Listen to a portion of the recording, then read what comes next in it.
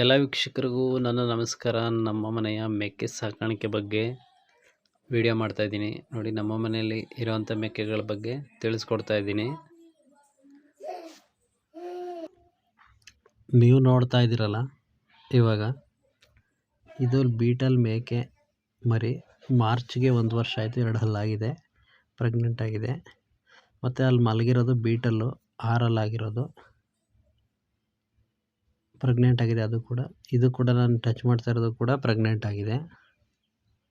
ಮತ್ತು ಈಗ ಅದ್ರ ಪಕ್ಕದಲ್ಲಿ ಇನ್ನೊಂದು ಮೇಕೆ ಇದೆ ನೋಡಿ, ಆ ಮಲಗಿದೆಯಲ್ಲ, ಆ ಮಲಗಿರೋ ಮೇಕೆ ಮಗಳು ಅದು. ಇದಕ್ಕೆ 1 ವರ್ಷದ ಮೇಲೆ 2 ತಿಂಗಳಾಗಿದೆ, ಇನ್ನೂ ಕ್ರಾಸಿಂಗ್ ತಗೊಂಡಿಲ್ಲ.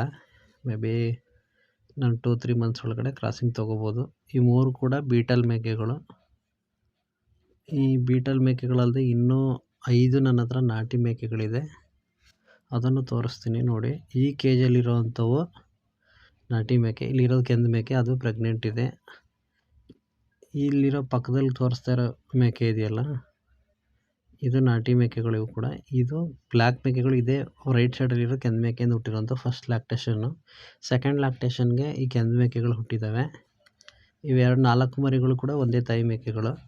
ಇದನ್ನು ಒಂದೇ ಕೇಜ್ಗೆ ಹಾಕಿದ್ದೀವಿ. ಏನು ಕಟ್ಟಿದ್ದೀವಿ ಅಂತಂದರೆ, ಒಂದಕ್ಕೊಂದು ಗುದ್ದಾಡೋ ಹವ್ಯಾಸ ಜಾಸ್ತಿ ಇದೆ ಮೇಕೆಗಳಲ್ಲಿ.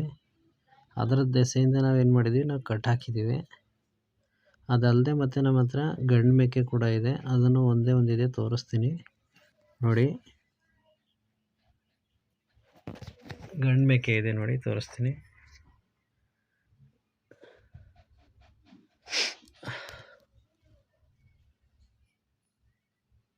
ಇಲ್ಲಿ ನೋಡಿ, ಇದು ಗಂಡು ಮೇಕೆ. ಇದು ತಂದಾಗ ಒಂದು 6-8 kg ಇತ್ತು ಅಷ್ಟೇ. ಇವಾಗ ಒಂದು 20 kg ಬರುತ್ತೆ. ಇದೊಂದೇ ಇರೋದು ನಮ್ಮ ಹತ್ರ ಗಂಡು ಮೇಕೆ ಅಂತ. ಮತ್ತು ನಾವೆಲ್ಲ ಆಲ್ಮೋಸ್ಟ್ ಪ್ಲಾಸ್ಟಿಕ್ ಮ್ಯಾಟಿಂದ ಮಾಡಿದ್ವಿ. 2x2 ಸೈಜ್ ಇದೆ ಪ್ಲಾಸ್ಟಿಕ್ ಮ್ಯಾಟು. ನೆಲದಲ್ಲಿ ಬಿಟ್ಟರೆ ಗಲೀಜಾಗ್ತವೆ, ತೊಳೆಯೋಕ್ಕಾಗಲ್ಲ, ಗುಡಿಸೋಕ್ಕಾಗಲ್ಲ ಅನ್ನೋ ಉದ್ದೇಶಕ್ಕೆ ನಾವು ಮ್ಯಾಟ್ ಹಾಕ್ಕೊಂಡಿದ್ದೀವಿ. ಮತ್ತು ನಾವು ಫ್ಲೆಕ್ಸ್ ಬ್ಯಾನರನ್ನು ಬಳಸಿ ನಾವು ದೋಣಿ ಟೈಪ್ ಮಾಡಿದ್ದೀವಿ, ಗಂಜಲ ಪಿಚ್ಕೆನ ತೊಡ್ಕೊಳ್ಳೋಕ್ಕೆ. ಗಂಜಲ ನೆಲಕ್ಕೆ ಬೀಳ್ತು ಅಂದರೆ ಅದು ಸ್ಮೆಲ್ ಬರೋಕ್ಕೆ ಸ್ಟಾರ್ಟ್ ಆಗುತ್ತೆ. ಆದರೆ ಬಕೆಟಿಗೆ ಬೀಳೋದ್ರಿಂದ ತಗೊಂಡೋಗಿ ಹೊರಗಡೆ ಚೆಲ್ಬೋದು ಅಥವಾ ಬೆಳೆಗೆ ಹಾಕ್ಬೋದು ನೋಡಿ. ನಾವು 4 ಬಕೆಟಿಗೆ ಬರೋ ಥರ ಮಾಡಿದ್ದೀವಿ. ಫ್ಲೆಕ್ಸ್ ಬ್ಯಾನರ್ನ ದೋಣಿ ಟೈಪ್ ಮಾಡಿದ್ದೀವಿ. ಇದನ್ನು ಯೂಟ್ಯೂಬ್ ನೋಡೇ ನಾವು ನೋಡ್ಕೊಂಡು ಮಾಡಿರೋದು. ಆದರೂ ತುಂಬ ಚೆನ್ನಾಗಿದೆ.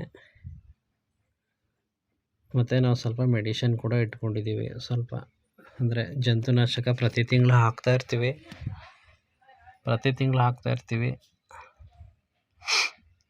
ಮತ್ತು ಬೆಳಕು ನೋಡಿ, ಕೊಟ್ಟಿಗೆ ಒಳಗಡೆ ಬೆಳಕು ಚೆನ್ನಾಗಿ ಬರಬೇಕು ಅಂಥೇಳಿ 2 ಹಂಚುಗಳನ್ನ ತೆಗೆದು ಅದು ಜಾಗಕ್ಕೆ ಗ್ಲಾಸನ್ನು ರೀಪ್ಲೇಸ್ ಮಾಡಿದ್ದೀವಿ. ಇದರಿಂದ ಶೆಡ್ ಒಳಗಡೆ ಬಿಸಿಲು ಚೆನ್ನಾಗಿ ಬರುತ್ತೆ. ನಾವು ಮೇಕೆನ ಹೊರಗೆ ಬಿಡಲ್ಲ. ಸ್ವಲ್ಪ ಇದು ಮೆಡಿಷನ್ ಇಟ್ಕೊಂಡಿದ್ದೀವಿ, ಜಂತುನಾಶಕ ಅಥವಾ ಬೀದಿ ಏನಾರು ಆಯಿತು ಅಂದರೆ ಮರಿಗಳಿಗೆ ಹಾಕ್ತೀವಿ. ವಿಡಿಯೋ ನೋಡಿದ್ದಕ್ಕಾಗಿ ಧನ್ಯವಾದಗಳು. Thank you.